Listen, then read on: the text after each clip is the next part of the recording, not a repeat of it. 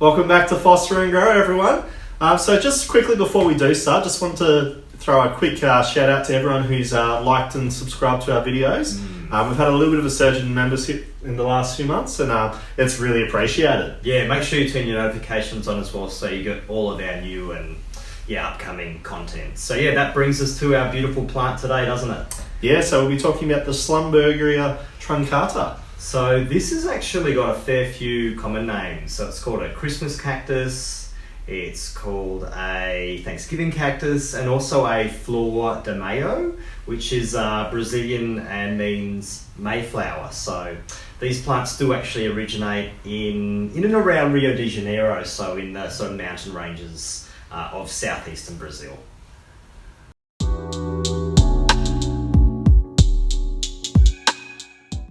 Yeah, so in terms of characteristics of this plant, one of the first things you will kind of notice is that basically their stems are very flat and quite green, and they do have several teeth along the margins of the plant.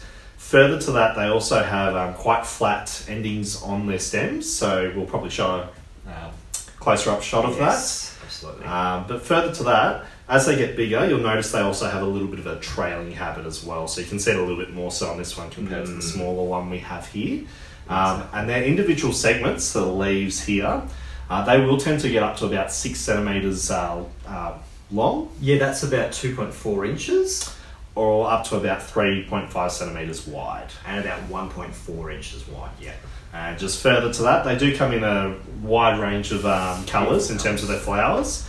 So you can get pink, lavender, orange, salmon, white, reds, all sorts of different colours. And when do they flower for us, Jared? Yeah, so with this one here, we've had it flowering basically since autumn, and we're almost getting into spring now. So reasonably long period where you can get flowers for them. Yeah, it provides beautiful colour to your garden during those colder months as well, doesn't it? Yeah.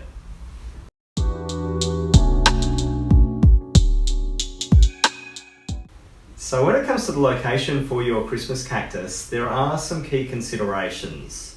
So this plant actually loves humid and cooler conditions. So they actually grow on trees or on rocks in sort of semi-tropical and tropical rainforests. That's their native habitat. So these plants don't actually get a lot of sun at all, Jared, do they? Not direct sun anyway.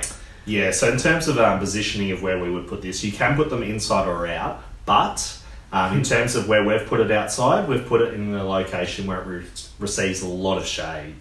So basically sitting underneath the eaves of our house, and that way it's also protected by frost as well, because I don't like that either. Yeah, exactly. So it's not frost tolerant, so if you are in an area that gets frosts, you have to protect it from that.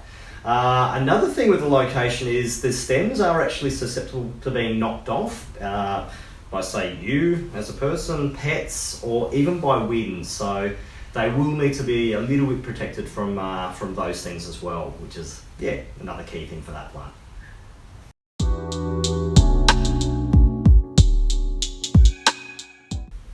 Yeah, so in terms of plant care for these guys, there's a couple of key considerations that you would have to make. Now, firstly, they will need a little bit more moisture than most other succulents. So in terms of that, instead of letting the soil dry out between waterings, it's better to just keep it just very slightly moist. But further to that, you will need a well-draining soil, and it is a good idea to have that for a multitude of reasons. Yeah, so the main reason is because they can get root rot, so that will absolutely destroy that plant if it does get root rot. The other pests that can be problematic for it are both aphids and mealybug. So most of the times they'll be on the plant, but sometimes they can actually get below the soil level, which can be much more difficult for you to sort of stop. Yeah. And so that's why we would recommend a well-draining soil. You can grow these in normal soils, but you're going to have the more susceptibility to those problems Gareth just mentioned. 100%. Now, further to that, the other big thing to consider with these guys is with their flowers. Now, in terms of triggering their flowering cycle, they will need a big drop in daylight hours. Now, so they will want to have at least 12 hours of darkness in terms of to trigger their flowering cycle. So you should find in autumn this gets triggered if you have them outside. And if you do have them inside, you just have to be mindful of the fact that if it's in an area which has lights on all the time, it Yeah. may mess with the flowering cycle of the plant. So Yeah. yeah, It's an issue that comes up quite a bit is people have them inside and then wonder why they don't flower, and it's because people have their lights on for such a long time.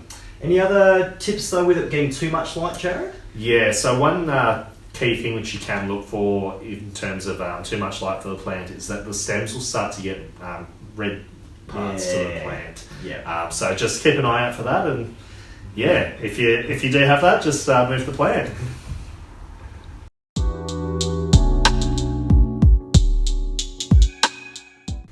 So when it comes to propagation for your Christmas cactus, there is one main way that we do it, isn't there, Jared? Yep.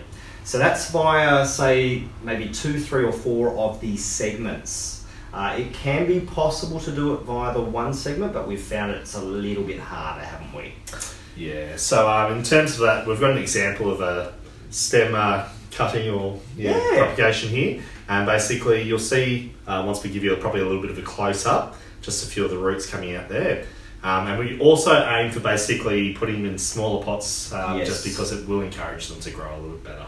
So when you're actually getting the cutting, you won't use scissors or secateurs, you'll actually twist the top of the plant off like so, and then essentially let it callus, which probably takes sort of 3 to 7 days, and then that one took about a month to get roots, and then all you need to do is put it in that sort of cutting mixture. Maybe sand, a bit of soil, that's about it.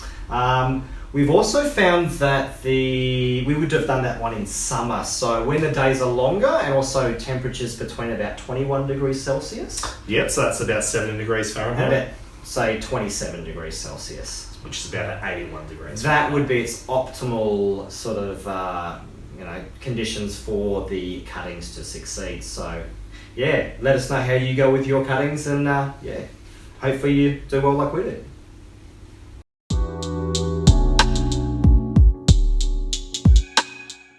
Beautiful. So thanks for joining us again.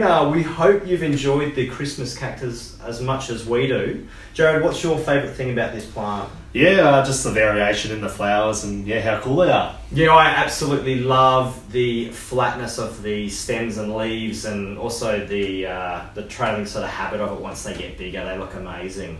What do we need them to do, Jared? Yeah, so if you have enjoyed the content today, guys, please throw us a like, give us a subscribe, throw a comment. It all helps a lot. And hope you're all having a wonderful day. Yeah, stay safe everyone, and we'll see you soon. Bye.